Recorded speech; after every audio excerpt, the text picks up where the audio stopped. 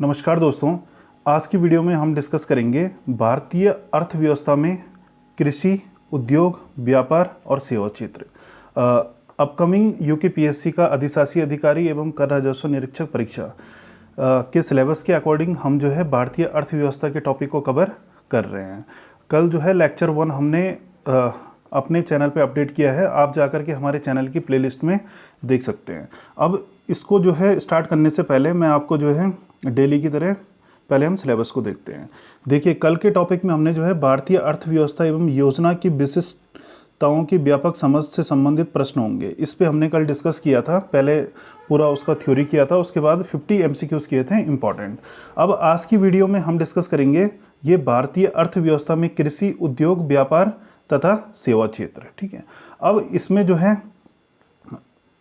ये आज का जो हमारा मेन टॉपिक रहेगा वो रहेगा एग्रीकल्चर। ठीक है, और एग्रीकल्चर आपका जो है यूकेपीएससी ईओ यानी कि एग्जीक्यूटिव ऑफिसर एग्जाम के लिए बहुत महत्वपूर्ण टॉपिक है, क्योंकि एग्रीकल्चर एक अलग से भी वहाँ पर एक सब्जेक्ट दिया है जो 10 मार्क्स का, वहाँ से आपका एग्रीकल्चर आएगा। और इसमें भी जो है एग्रीकल्चर आपका एक सब्जेक्ट जब आप पढ़ोगे तो दोनों में आपका काम आ जाएगा। तो आइए इसको हम डिस्कस करते हैं।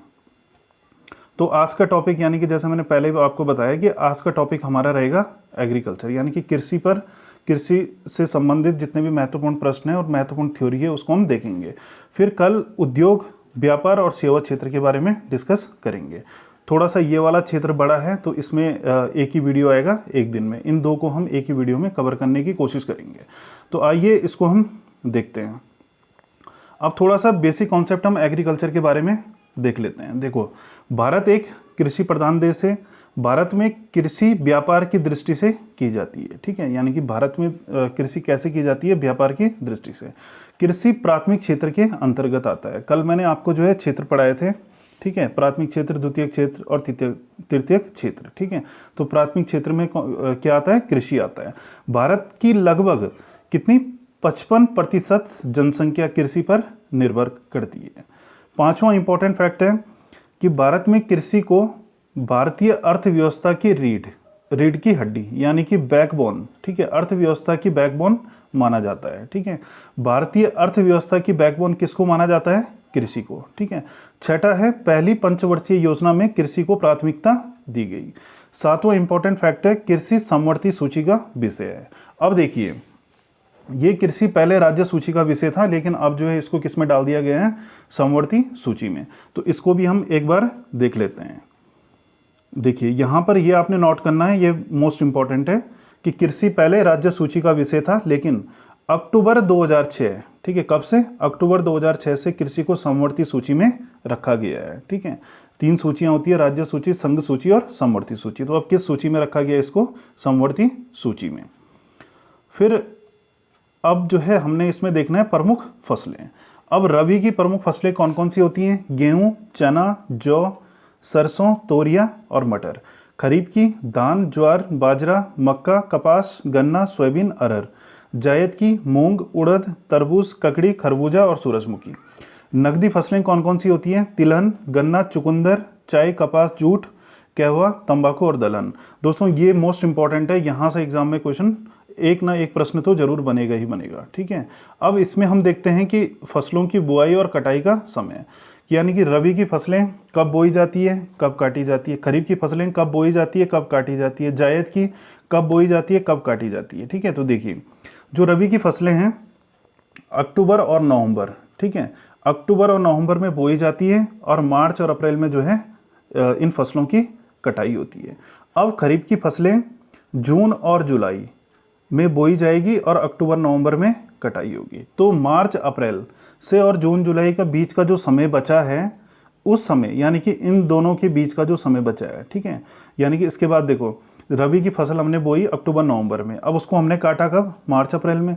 फिर उसके बाद अप्रैल, मई, जून, यानी कि 3 महीने खेत खाली तो रहेंगे नहीं। ठीक है, इस बीच क्या होगा कि इन 3 महीनों में जायद की फसलें बोई जाएगी, यानी कि जून जुलाई में खरीफ की फसलें बोई जाती है और अक्टूबर नवंबर में काटा जाता है। जायद की फसलें मार्च अप्रैल में बोया जाता है और जून जुलाई में इसको काटा जाता है।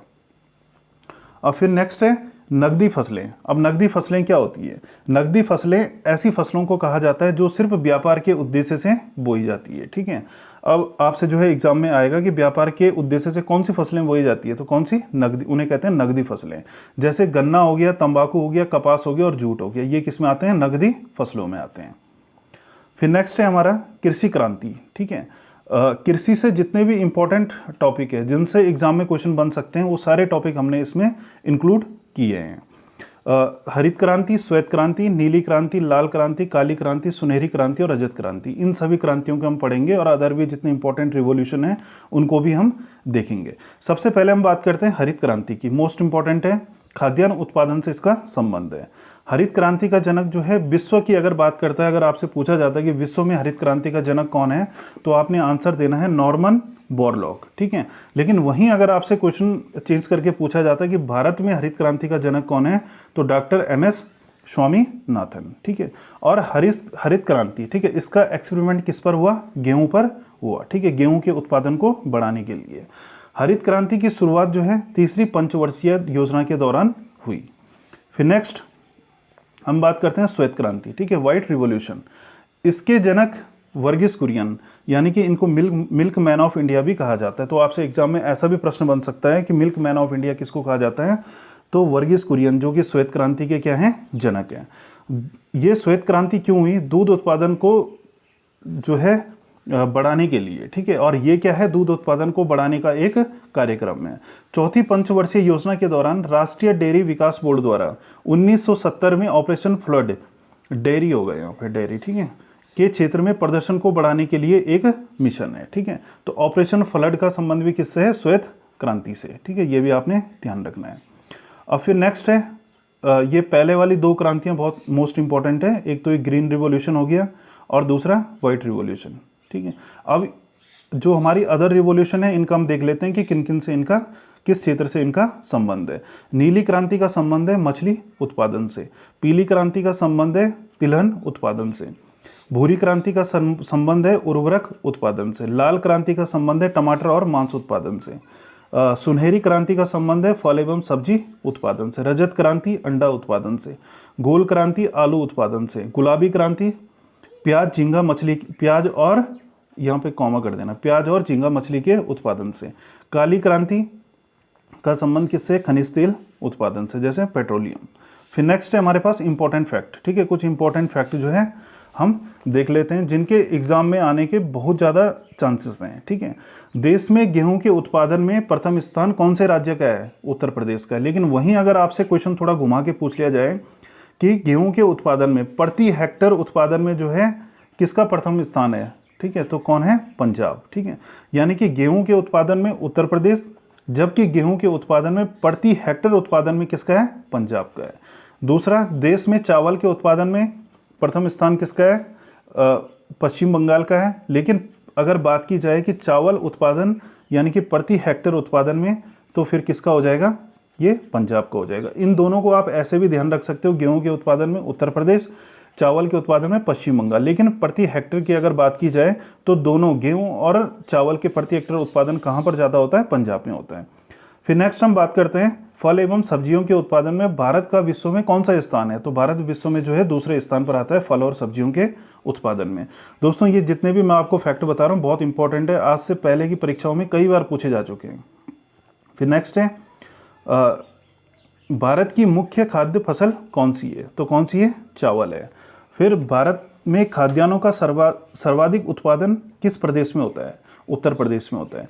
अब नेक्स्ट जो है ये फैक्ट हमने वहाँ पर छोड़ दिया था, गन्ने का सर्वाधिक उत्पादन उत्तर प्रदेश में होता है, ठीक है। गन्ना और गेहूं का सर्वाधिक उत्पादन कहाँ पर होता है? उत्तर प्रदेश में। जबकि अगर पूछा जाए कि गन्ने का प्रति हेक्टर उत्पादन कहाँ पर होता है, तो ये पश्चिम बंगाल में हो जाएगा। और पश्चिम बंगाल कहाँ पर? जहाँ पर चावल का उत्पादन सबसे अधिक होता है। तो इस तरीके से आपने लिंक करके इसको पढ़ना है। सबसे अधिक दूध का उत्पादन करने वाला देश कौन सा है? भारत है।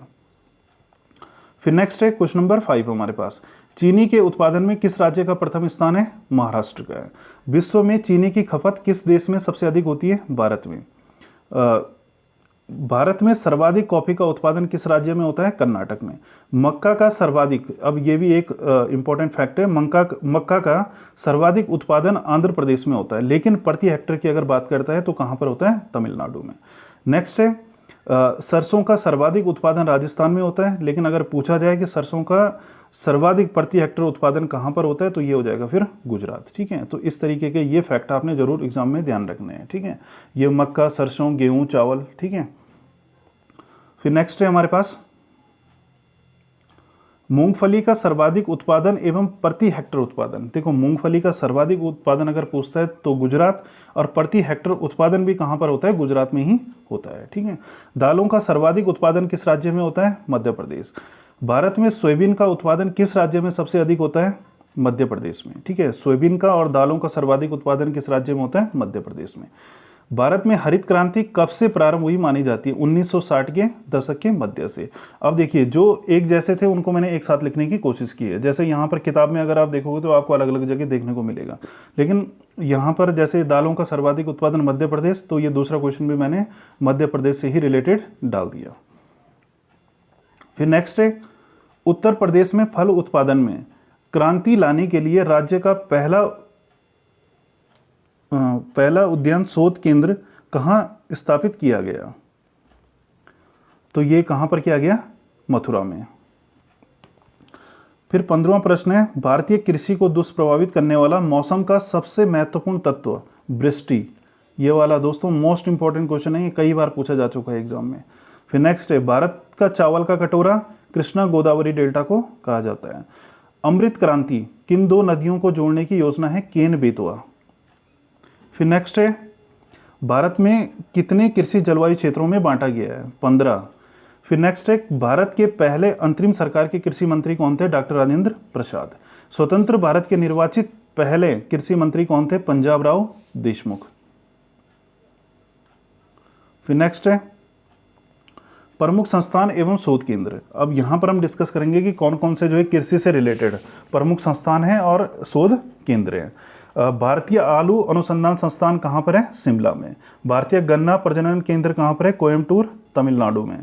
भारतीय डेयरी अनुसंधान संस्थान कहाँ पर है? करनाल, हरियाणा में। अंतर्राष्ट्रीय चावल अनुसंधान संस्थान कहाँ पर है? मनीला, फिलीपींस में। अंतर्राष्ट्रीय गेहूं और मक्का संस्थान कहाँ पर है? मैक्सिको में। तो धन्यवाद दोस्तों, आज के लिए इतना ही। अगर आपको वीडियो थोड़ी सी भी हेल्पफुल लगी हो तो प्लीज़ वीडियो को लाइक शेयर करना ना भूलें, और जो चैनल से नए जुड़े हैं वो चैनल को सब्सक्राइब करें। अब आज के टॉपिक में हमने जो है ये कृषि वाला कंप्लीट कर दिया है, और नेक्स्ट वीडियो हमारी जो आएगी वो रहेगी